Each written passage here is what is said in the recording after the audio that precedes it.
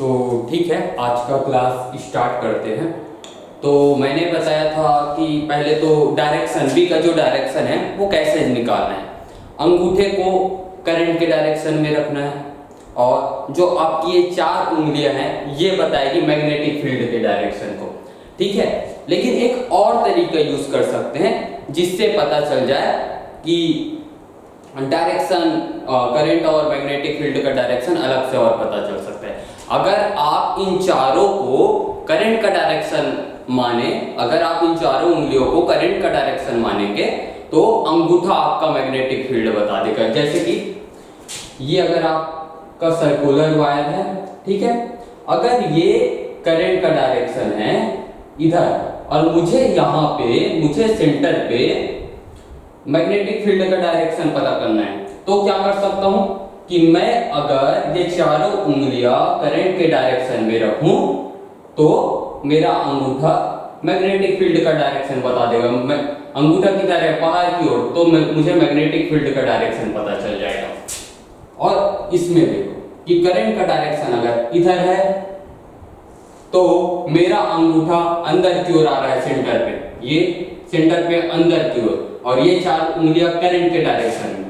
तो ये बता दिया कि मैं जो मैग्नेटिक फील्ड का जो डायरेक्शन है वो अंदर की ओर है, यहाँ पे बाहर की ओर है। तो हम क्या कर सकते हैं कि अगर मैं अंगूठे को करंट का डायरेक्शन मानता हूं तो ये चार उंगलियां बी का डायरेक्शन बताएगी, और ये चार उंगलियों को करंट का डायरेक्शन मानता हूं तो ये जो अंगूठा है वो मुझे करंट का डायरेक्शन बताएगा। एक बार मैं लिख देता हूं, आप नोट कर लेना उसको।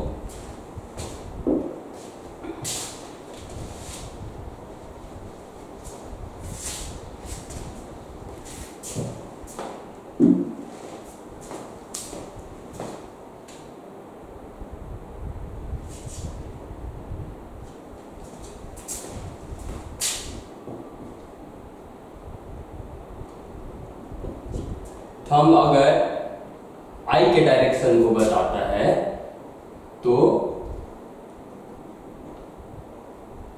ये जो कर्ल फिंगर है वो बी के डायरेक्शन को बताएगा, ठीक है।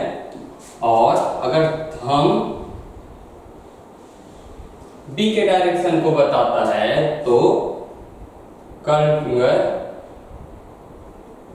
आई के डायरेक्शन को बताएगा। आप इसका भी यूज कर सकते हैं अपनी जरूरत के हिसाब से, या आप इसका यूज कर सकते हैं अपनी जरूरत के हिसाब से। दोनों यूज करेंगे, दोनों सही आंसर दिखाएगा, ये आप नोट कर लीजिए।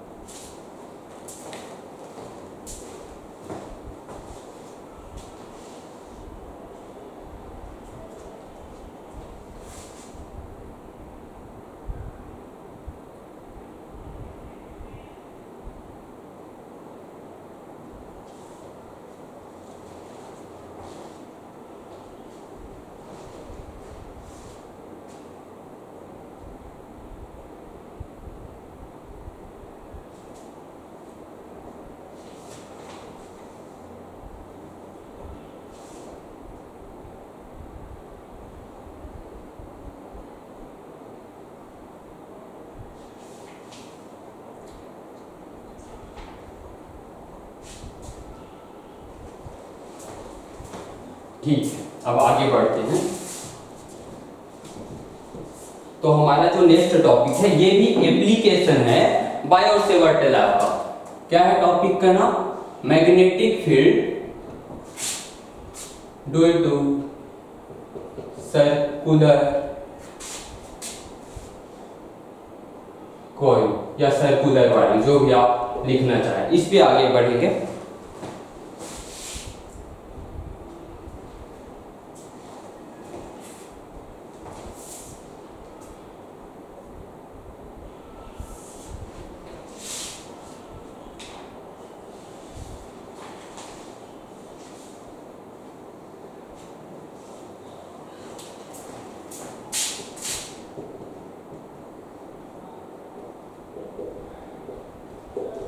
ठीक, चलिए। तो बायो-सेवर्ट लॉ क्या कहता था? DB mu naught divide by 4 pi I D L sine theta divide by R square. इसी को मैं अब सर्कुलर वायर के लिए देखूं, और सर्कुलर वायर में अगर आई करंट फ्लो हो रहा है, सेंटर में अगर मुझे अब ये करंट फ्लो हो रहा है तो सेंटर पे भी मैग्नेटिक फील्ड होगा, और जो सेंटर पे मैग्नेटिक फील्ड है वो कितना होगा अगर मुझे देखना है, तो मैं इसका यूज करके उसके लिए एक फार्मूला निकाल सकता हूं। तो सबसे पहले क्या करते थे, एक स्मॉल एलिमेंट लेते थे।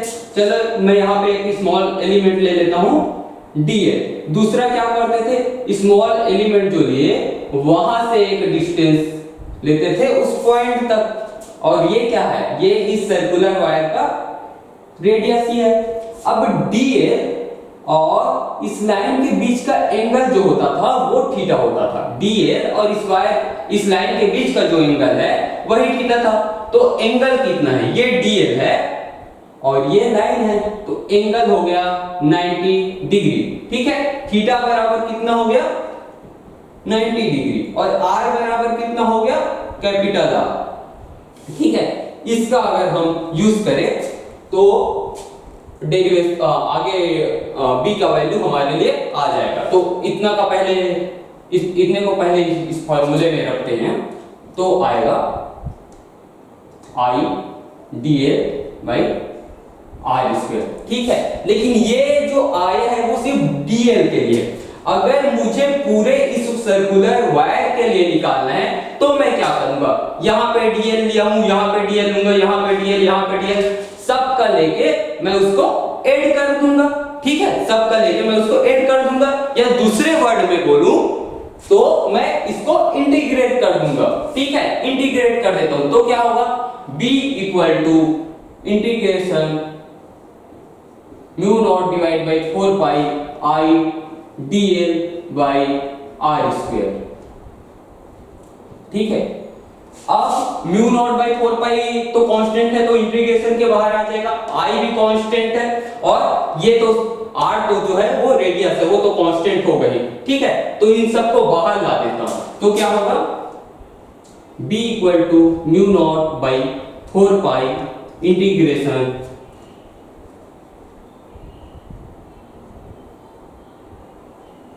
आई और आर स्क्वायर भी बाहर आ जाएगा, तो ये हो जाएगा dl, और dl टोटल dl का इंटीग्रेशन क्या होगा 2 पाई r। ये टोटल ये जो लेंथ होगा वो होगा 2 pi r, mu naught by 4 pi I R square into 2 pi r। तो ये हो जाएगा b equal to mu naught I divide by 2r। तो ये आपका सर्कुलर वायर के लिए b की वैल्यू आ गई। सर्कुलर वायर के सेंटर पे कितना वैल्यू होगा b, वो हम उस फार्मूले से लेंगे, इंपॉर्टेंट फार्मूला है। ठीक है, इसका यूज करके कई प्रॉब्लम सॉल्व होते, तो आप ये लिख लीजिए, ये नोट कर लीजिए, फिर आगे बढ़ेंगे।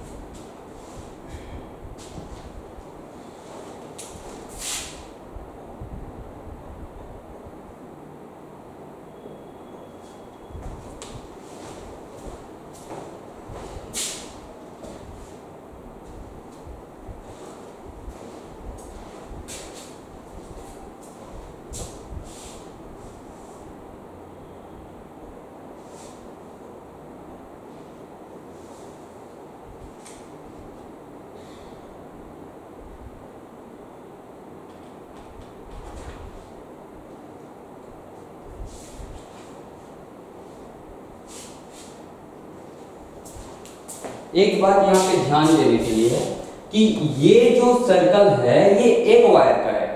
अगर वायर को हम n बार घुमा दें यानी कि n टर्न हो, ठीक है, तो जो मैग्नेटिक फील्ड की जो वैल्यू होगी वो हल्का सा चेंज हो जाएगा। वो उसका आंसर आएगा B equal to mu naught I divide by 2R और यहां पे मल्टीप्लाई में n हो जाएगा।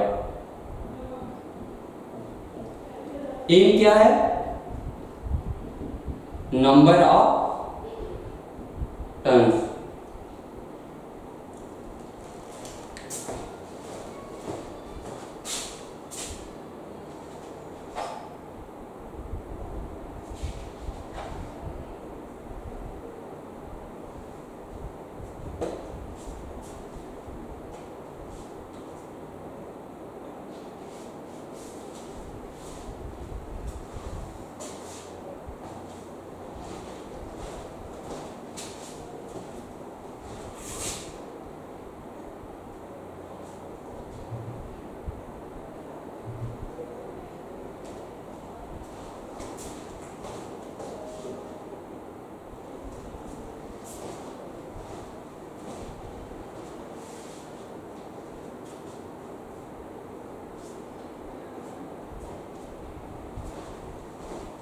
ठीक है, चलिए आगे बढ़ते हैं।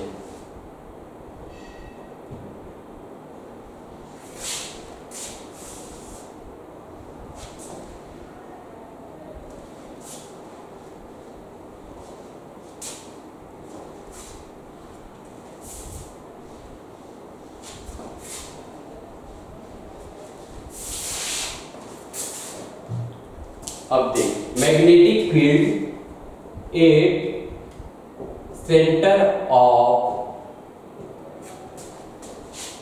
इन आर, ठीक है, एक चाप है उसके कारण उसके सेंटर पर हमें मैग्नेटिक फील्ड निकालना है। तो कैसे निकालेंगे?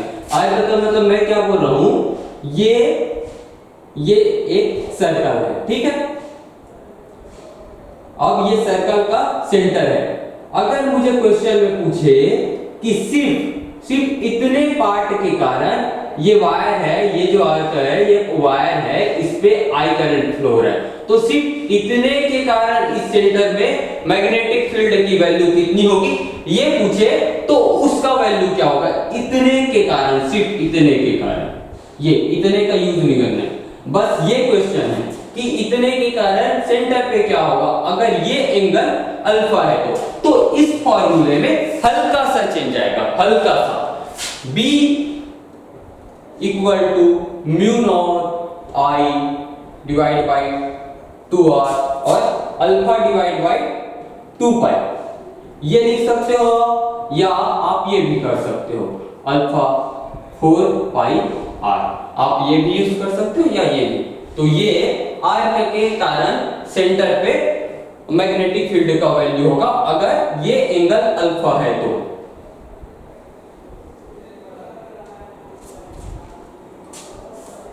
ठीक है, ये नोट कर लो।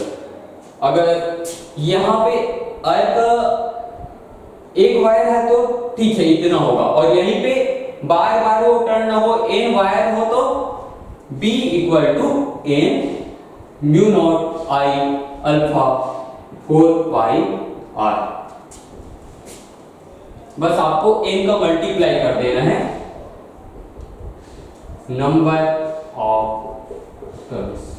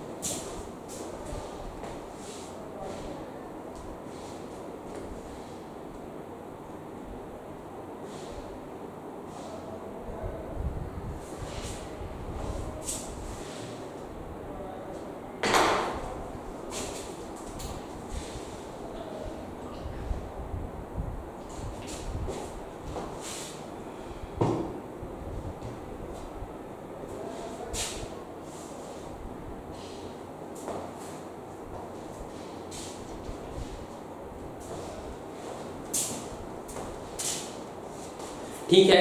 इसके बाद लीनियर वायर के कारण उसमें अगर कोई करंट फ्लो हो रहा है तो उसके कारण जो मैग्नेटिक फील्ड होता है उसका एक और प्रॉपर्टी देखेंगे। एक स्पेशल जगह के लिए मैग्नेटिक फील्ड कितना होगा हम ये देखेंगे।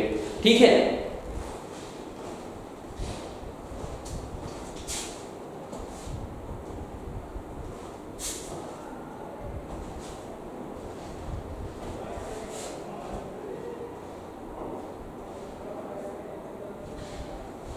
ठीक है, चलिए।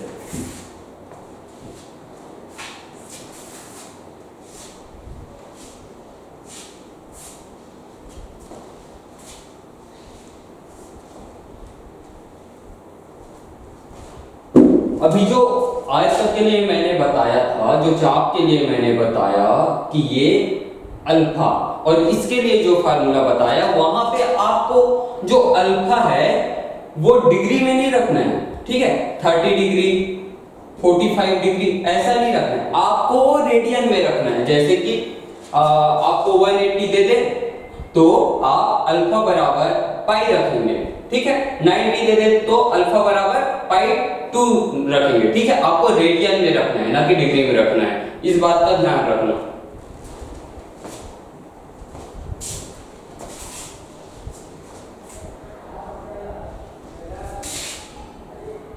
ठीक है, ये देखिए, ये एक लाइन है, इस पे आई करंट फ्लो हो रहा है। ठीक है, तो हमने क्या देखा था कि अगर कोई यहाँ पे कोई पॉइंट हो, यहाँ पे कोई पॉइंट हो तो इस पे मुझे मैग्नेटिक फील्ड निकालना है, तो मैं निकाल लेता हूँ। उसके लिए मैंने sin θ1 प्लस sin θ2 वाला जो फार्मूला बताया था उससे ये निकल जाएगा। लेकिन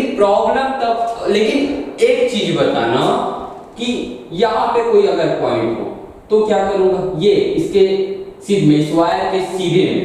ठीक है, यहां पर जितने भी पॉइंट होंगे इस वायर के सीधे में, वहां पे b की वैल्यू 0 होगी।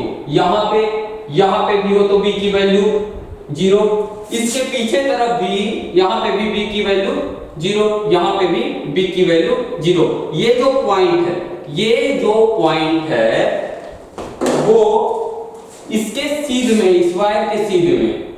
ठीक है, इस वायर के सीधे में, तो इस वायर के सीधे में पीछे तरफ और आगे तरफ जितने भी पॉइंट होंगे वहां पर अगर मैग्नेटिक फील्ड की वैल्यू पूछी जाए तो वो होती है हमेशा 0। ठीक है, एक क्वेश्चन देखेंगे, उससे थोड़ा कॉन्सेप्ट समझ आ जाएगा। हम आयत से रिलेटेड और इस लाइन वाले से रिलेटेड क्वेश्चन देखेंगे, ये नोट कर लो आप पहले।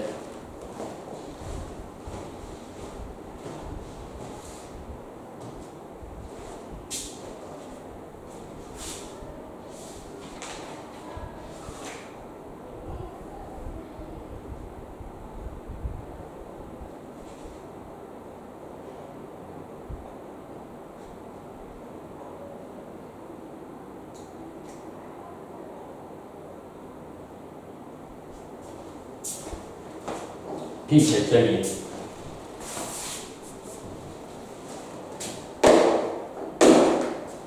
क्वेश्चन है, find value of B 8 point P. ठीक है, ये एक आर्क है और ये उसका सेंटर है। यहां से एक वायर आ रही है, यहां से एक वायर आ रही है। इस वायर पे करंट जो है आई फ्लो हो रहा है, तो ये यहां से आगे चल के भी इस पे भी करंट आई फ्लो होगा, इस पे भी करंट आई फ्लो होगा। और ये जो सेंटर वाला पॉइंट है इसके सीधे में, ये जो सेंटर वाला पॉइंट है इस वायर के भी सीधे में। ठीक है, तो आपको इस पॉइंट P पे मैग्नेटिक फील्ड की वैल्यू बताना है। जब ये जो चाप है, ये जो आर्क है, इसका जो रेडियस है वो कैपिटल आर है। इसको आप थोड़ा हल्का सा सोचिए कि क्या होगा, कैसे सॉल्व करेंगे। पॉइंट P पर B की वैल्यू बताना है, हल्का सा आप सोचिए कि क्या करेंगे।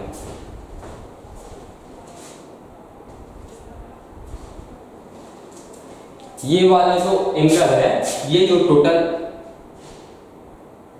एंगल है वो 45 डिग्री है।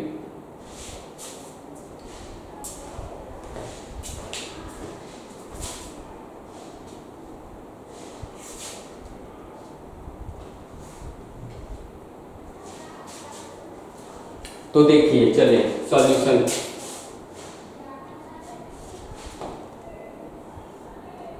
ठीक है, तो मैं इसको नाम दे देता हूं A B C D। ठीक है, तो जो जो टोटल यहाँ पे जो मैग्नेटिक फील्ड होगा वो तीन चीजों के कारण होगा। ये ए बी वाले वायर के कारण, बी सी वाले वायर के कारण और सी डी वाले वायर के कारण। तो B equal to B A B, यानी कि ए बी वायर के कारण magnetic field, B C wire के कारण magnetic field plus D C D wire के कारण मैग्नेटिक फील्ड। ठीक है, अब ये बताइए कि बी ए बी वायर के कारण क्या, ए बी वायर के कारण बी की जो वैल्यू होगी वो इस पॉइंट पे क्या होगी। तो मैंने इसके जस्ट पहले बताया कि अगर पॉइंट इस वायर के सीधे में है तो इस वायर के कारण जो मैग्नेटिक फील्ड यहां पे होगा वो 0 होगा। ठीक है, ऐसे ही इसके लिए भी वही बात है, CD के लिए। CD वायर जो है इसके सीधे में ये पॉइंट P है। इसका मतलब CD के कारण भी यहाँ पे जो मैग्नेटिक फील्ड की वैल्यू है वो 0 होगी। और आर्क के लिए मैंने जो अभी फार्मूला बताया था कि आर्क के कारण कितना यहाँ पे P पे जो मैग्नेटिक फील्ड की वैल्यू होगी वो कितनी होगी, उसका क्या फार्मूला बताया था, B equal to mu naught by 4 pi I की alpha divide by 2 pi mu naught I 2r। ये मैंने इतना बताया था। ठीक है, अब यहां पे अगर हम अल्फा की वैल्यू रख दे तो हमें बी सी की वैल्यू पता चल जाएगा। B due to B C, इस आर्क के कारण बी का वैल्यू हमें पता चल जाएगा। ठीक है, तो क्या होगा, 45 को मैं क्या लिख सकता हूं रेडियन में, पाई बाई 4 रेडियन। ठीक है, पाई बाई 4 रेडियन। तो mu naught I divide by 2r, यहां पे पाई बाई 4 इंटू 2 पाई। ठीक है, तो ये पाई पाई कट गया, नीचे आया म्यू नॉट आई 8 और ये 16r। ठीक है, तो ये यहाँ पे वैल्यू हम रख देंगे म्यू नॉट आई 16r। ठीक है, तो टोटल आपका आंसर हो गया 16। ठीक, तो ये आपका आंसर हो, नोट कर लीजिए।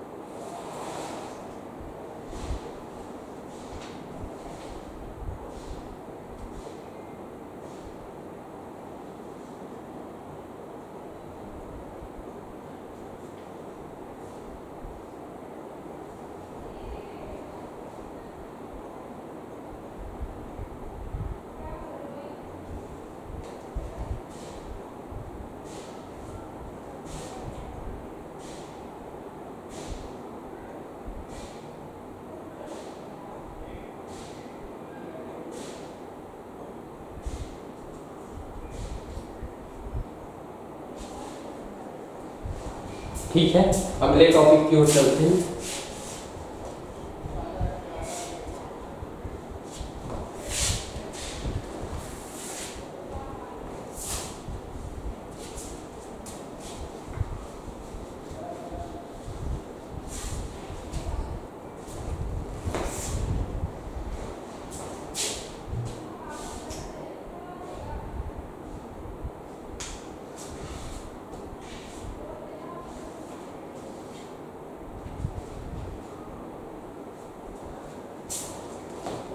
ठीक है, अब सोलेनॉइड के बारे में जानते हैं। सोलेनॉइड क्या होता है? देखिए, कोई सिलेंडर है जिसको हम हिंदी में बोलते हैं बेलन। अगर कोई बेलन है, सिलेंडर है, जैसे कि ये मार्कर को मान लीजिए, अगर मैं वायर को लेता हूं और इसके चारों राउंड राउंड राउंड राउंड एकदम टाइटली वायर को लपेट देता हूं, तो इसको हम सोलेनॉइड बोलेंगे। तो सोलेनॉइड के कारण भी मैग्नेटिक फील्ड जनरेट होता है। जब उसके वायर में करंट फ्लो होता है तो वहां भी मैग्नेटिक फील्ड जनरेट होता है। देखिए, ये एक सिलेंडर है, ठीक है, मैं यहां पे वायर को लपेट दूंगा, तो इसको हम बोलते हैं सोलेनॉइड, हिंदी में बोलते हैं परिनालिका। ठीक है, इसको मैं दूसरे तरीके से करंट कैसे आ रहा है उसको दिखा सकता हूं कि यहाँ पे जो करंट है ये बाहर आ रही है, यहाँ पे जो करंट है, अगर मैं इसको ये सिलेंडर को बीच से अगर काटूं तो क्या होगा, दिखेगा हमें कि यहाँ से जो करंट है वो बाहर आ रही है और यहाँ से जो अंदर जा रही है। ठीक है, तो मुझे इसके कारण मैग्नेटिक फील्ड फाइंड करना है। ठीक है, कहां पे फाइंड करना है? इसके एक्सियल पॉइंट पे। ठीक है, इसके एक्सिस पे कोई पॉइंट हो P, मुझे उस पॉइंट पे मैग्नेटिक फील्ड की वैल्यू फाइंड करना है। तो टॉपिक का नाम लिखिए magnetic field due to solenoid. Magnetic field due to solenoid.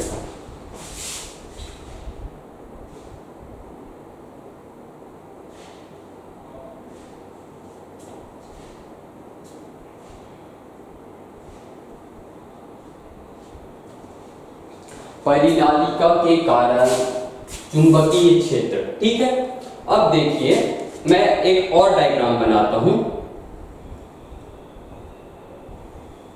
ये सोलेनॉइड है, ठीक है, इसमें वायर में लपेट नहीं रहा। ठीक है, यहाँ पे देखते हैं, इस पे नहीं बनाते, यहाँ पे देख लो कि ये पॉइंट P है, इस पे मुझे मैग्नेटिक फील्ड निकालना है। तो मैं क्या करूंगा कि सोलेनॉइड का ये जो पार्ट है, लास्ट वाला पार्ट, इसको इस पॉइंट से जोड़ देता हूं और ये जो पार्ट है इसको इस पॉइंट से जोड़ देता हूं। इसको मैं बोल देता हूं θ1 और इस वाले को मैं बोल देता हूं, इस वाले एंगल को θ2। ठीक है, अब इसके कारण जो मैग्नेटिक फील्ड होगा उसके लिए जो फार्मूला होगा B = μ0 Ni divide by 2। I क्या है? I जो करंट इसमें फ्लो हो रहा है वो है cos θ1 माइनस cos θ2। ठीक है, ये इसके लिए फार्मूला है। n क्या है? n है number of turns per unit length. ठीक है, अगर जो सोलेनॉइड का अगर जो लेंथ है यहां से यहां तक का जो लेंथ है वो L है और टोटल जो हमने तार लपेटी हुई है उसका संख्या कैपिटल N है, तो स्मॉल n क्या होगा? Capital N divide by L, ये स्मॉल n होगा। तो हमें म्यू पता है, ये स्मॉल n क्या है वो पता है, I है करंट, ठीक है, θ1 और θ2 क्या है वो पता है। ठीक है, अब अगर सब की वैल्यू दे दे, बोल दे कि स्मॉल n का वैल्यू 10 है, 10 है, आई का वैल्यू दे दे 2 एम्पियर, थीटा 1 दे दे 30, थीटा 2 दे दे 45, ऐसा कुछ वैल्यू दे तो हम बता देंगे कि उस पॉइंट पे पॉइंट पी पे बी की वैल्यू क्या होगी। ठीक है, ये आप नोट कर लीजिए। फिर इसका एक स्पेशल केस देखेंगे, जब सोलेनॉइड बहुत लंबा हो, इनफिनाइट हो, तो उसके लिए बी की वैल्यू क्या होगी ये देखेंगे, ये केस।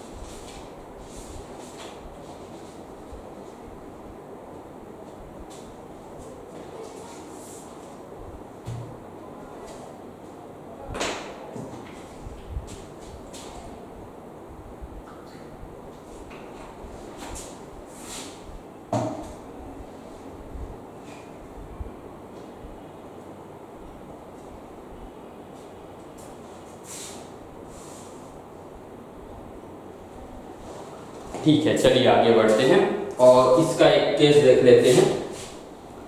ये फार्मूला मैं मिटा नहीं रहा क्योंकि अभी मुझे इसकी जरूरत पड़ेगी। मैं ये डायग्राम मिटा देता हूँ। ठीक है,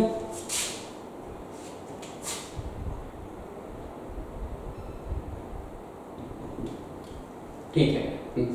magnetic field due to long solenoid कर लीजिए, बहुत ही लंबा है, उसके लिए मैग्नेटिक फील्ड की वैल्यू क्या होती है ये देखते हैं।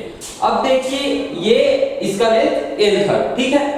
अब मैं इसको दोनों तरफ से आगे बढ़ाता हूं, आगे बढ़ाता जाता हूं, आगे बढ़ाता जाता हूं, ठीक है। तो अब थीटा 1 की वैल्यू क्या होगी ये देखिए, आगे बढ़ा रहा हूं, ठीक है, आगे बढ़ाता जाता हूं, पॉइंट P समझो यहां है, तो थीटा देखिए लंबाई यहां तक होती, अगर लंबाई यहां तक तो थीटा 1 ये होता, लंबाई अगर सिर्फ यहां तक होती तो थीटा 1 ये होता, लंबाई अगर यहां तक होती तो थीटा 1 ये होता। हो क्या रहा है, जैसे जैसे लंबाई जो है बढ़ रही है सोलेनॉइड की, थीटा 1 की वैल्यू क्या हो रही है, छोटी होती जा रही है। अगर ये बहुत लंबी हो जाए तो थीटा 1 की जो वैल्यू है वो कितनी हो जाएगी, थीटा 1 की जो वैल्यू है वो 0 हो जाएगी। अब इधर देखिए आप,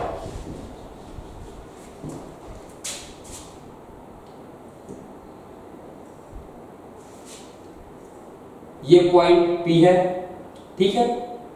समझिए कि अभी सोलेनॉइड का जो लेंथ है वो यहां तक है और ये है थीटा 2। थीटा 2 सिंपली दिख रहा है कि 90 से ऊपर है, 90 से ज्यादा है, ठीक है। होगा 120, 150, 175 जो भी होगा इसकी वैल्यू थीटा 2 की। अब क्या हो कि मैं सोलेनॉइड का जो लेंथ है वो बढ़ा दूं, यहां तक कर दूं, तो क्या हुआ, थीटा 2 की जो वैल्यू है वो बढ़ गई, और बढ़ा दूं लेंथ तो क्या होगा, और बढ़ जाएगा, थीटा 2 का जो वैल्यू है वो और बढ़ जाएगा, ठीक है। बहुत ज्यादा लंबा कर दूं तो क्या होगा, बहुत ज्यादा लंबा कर दूं तो थीटा 2 की वैल्यू जो है वो 180 हो जाएगी, ठीक है। थीटा 2 की जो वैल्यू है 180 हो जाएगी। तो ये दोनों वैल्यू अगर हम यहाँ पे पुट करें तो क्या होगा, mu not n I divide by 2 cos 0 minus cos 180, ठीक है।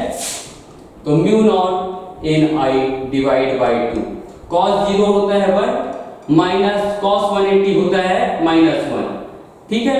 तो ये जो आपका फार्मूला बन गया इनफिनाइट सोलेनॉइड के लिए वो हो गया म्यू नॉट n I, ये आपका आंसर आया।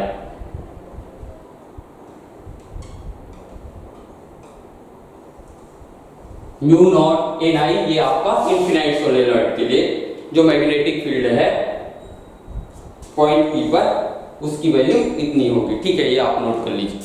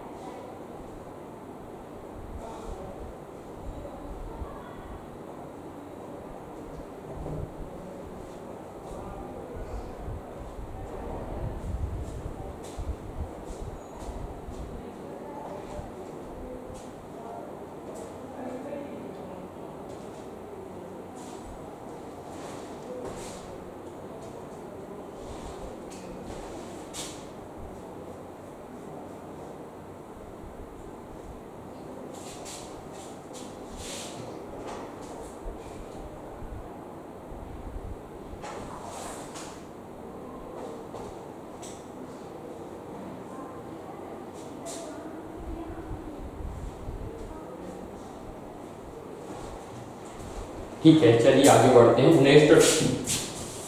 नेक्स्ट तो जो टॉपिक है उस पर फोकस करते हैं।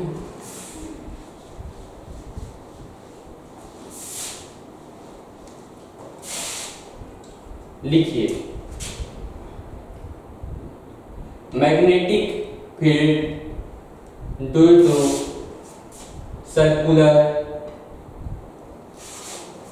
Wire at point. ठीक है, तो एक्सियल पॉइंट पे कोई सर्कुलर वायर है, समझिए ये कोई सर्कुलर वायर है, इसका सेंटर है एक्सियल पॉइंट पे। मुझे कोई पॉइंट है, चलो यहां से इसके सेंटर से कोई पॉइंट एक्स डिस्टेंस पे कोई पॉइंट है पी, और ये सर्कुलर वायर का जो रेडियस है वो आप मान लीजिए आर।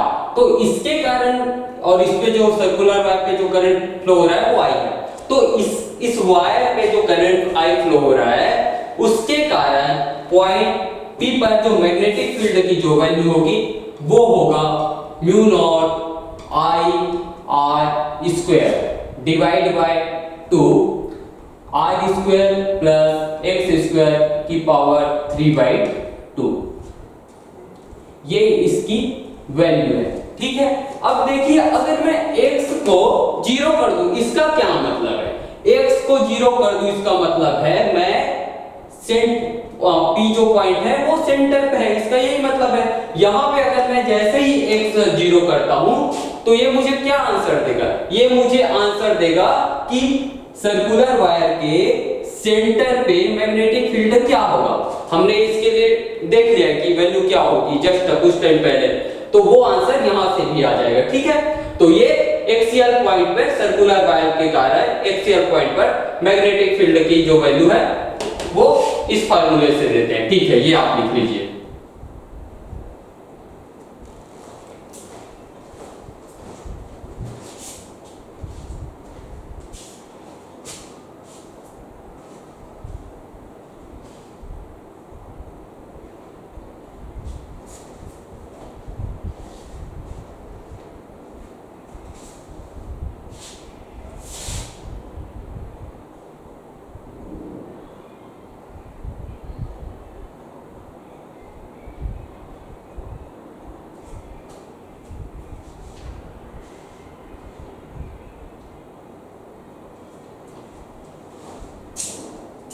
अब देखिए इसमें नंबर ऑफ टर्न्स कितने हैं, 8 है, ठीक है। तो ये फार्मूला है। अगर मैं नंबर ऑफ टर्न्स बढ़ा दूं, यहाँ पे एक सर्कुलर वायर है, मैं n सर्कुलर वायर कर दूं, नंबर ऑफ टर्न्स बढ़ा दूं, तो इसमें हल्का सा एक चेंज आ जाएगा। क्या आ जाएगा, b इक्वल टू n का मल्टीप्लाई हो जाएगा। 2 वायर कर देता तो यहाँ पर एक एक्स्ट्रा 2 आ जाता, 3 वायर कर देता तो 3 आ जाता, 5 वायर कर देता तो 5 आ जाता, 100 वायर कर देता तो यहाँ पर 100 आ जाता। तो कैपिटल N का मल्टीप्लाई कर देना है, I R square divide by 2 R square plus X के स्क्वायर की पावर 3/2। कैपिटल N क्या है, नंबर ऑफ टर्न्स।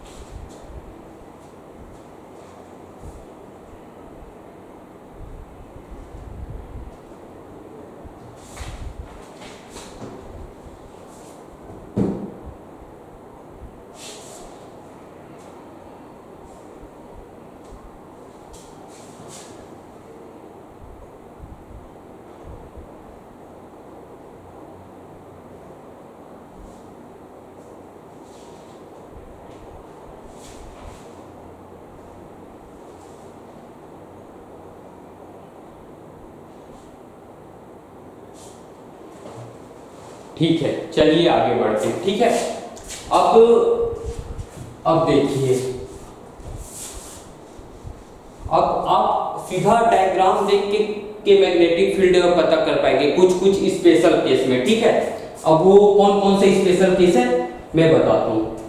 ठीक है, अगर सर्कल है, ठीक है, सर्कल का केस देखिए, ये सर्कल है, ठीक है, ये स्क्वायर है, ठीक, ये ट्रायंगल है जिसका सभी एंगल 60 है, ठीक है, या सभी जो भुजाएं हैं वो बराबर है, ठीक है, सभी जो आर्म है वो बराबर है, ठीक।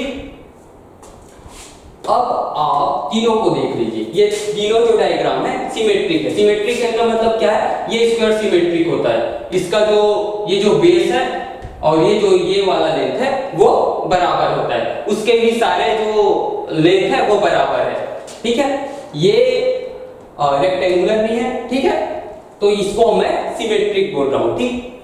अब अगर ये जो सिमेट्रिक है इस पे और भी वायर कुछ इस तरीके से निकले हो, कहीं से भी आप निकले हो, जैसे कि कुछ इस तरीके से, ठीक, और इन पे कोई करंट आई आ रहा है और उतना ही करंट आई यहां से निकल जा रहा है। कोई करंट आई आया और कोई करंट आई चला गया, कोई करंट आई आया, कोई करंट आई चला गया, तो इनके जो सेंटर पे मैग्नेटिक फील्ड होगा उसकी वैल्यू 0 होगी। इसके भी सेंटर पे जो मैग्नेटिक फील्ड की जो वैल्यू होगी वो 0 होगी। इसके भी सेंटर पे जो मैग्नेटिक फील्ड की जो वैल्यू है वो 0 होगी। ये ऐसा नहीं कि यहां से आए सीधे से और सीधे से निकल जाए तो हो, ये इसके लिए भी सही है कि यहां से कोई करंट आ रहा है, ठीक है, यहां से कोई करंट आ रहा है और यहां से आया और यहां से निकल गया, ठीक है, तो भी यहां पे B इक्वल टू 0 होगी। कहीं से भी आया कहीं से भी निकले, टोटल I आ रहा है तो टोटल I निकल जाना चाहिए। अगर ऐसा केस है तो सेंटर पर जो मैग्नेटिक फील्ड की जो वैल्यू होगी वो 0 होगी। आपको देख के ही समझ जाना है कि मैग्नेटिक फील्ड की जो वैल्यू होगी सेंटर पे वो 0 होगा। कोई कैलकुलेशन करने की जरूरत नहीं, सीधा डायग्राम देख के बता देना है कि जो मैग्नेटिक फील्ड की वैल्यू है वो 0 है। इसके लिए भी वही बात है सेम कि ये एंगल कुछ भी हो, 60 हो सकता है, 45 हो, कुछ भी हो, 120 हो, कुछ भी हो, B जो है सेंटर पे वो 0 होगी। और ये जरूरी नहीं है कि यहां से आ रहा है तो यहां से ही निकले, करंट यहां से निकलता, जैसे कि ये लो बना देता हूं, ये स्क्वायर ही है ना, रेक्टेंगुलर नहीं है, ठीक है, ये करंट यहां से आ रही है, यहां से निकल जाए तो भी B इक्वल टू 0 होगा। करंट यहां से आ रही है, चलो यहां से आ रही है और यहां से निकल गई तो भी सेंटर पे B इक्वल टू 0 होगा, ठीक है, ये देख के समझ जाना है। यहां पे आ रही है, यहां से ना निकल कर यहां से निकल गई तो भी 0 होगा। अब देखिए क्यूब जो होता है वो भी सिमेट्रिक होता है, ठीक है, तो उसमें भी सेम चीज अप्लाई होगा। मैं क्यूब बना देता हूं,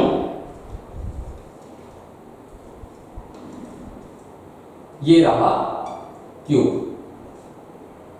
ठीक है, यहां से कोई करंट आई, यहां जा रहा है, ठीक है, और समझो कि यहां से निकल गया तो भी इसके जो सेंटर है उस पे मैग्नेटिक फील्ड की जो वैल्यू होगी वो 0 होगी। लेकिन ये जो केस है वो उसमें कुछ कुछ कंडीशन है। ये जो आपका वायर यूज हुआ है, ये जो आपके सारे वायर यूज हुए हैं, उनकी जो मोटाई है वो एक जैसी होनी चाहिए।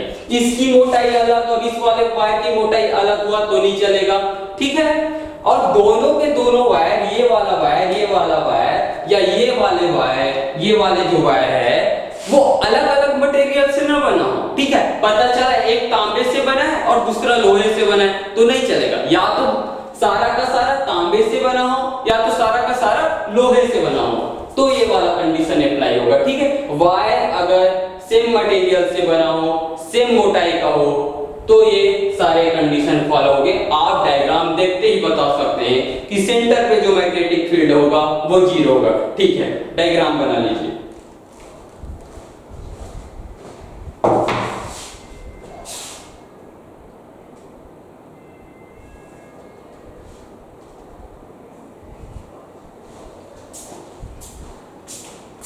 ठीक है, और आज आपका आज का जो क्लास है यही तक था, ठीक है। नेक्स्ट दिन देखते हैं कि अगला टॉपिक क्या है, ठीक।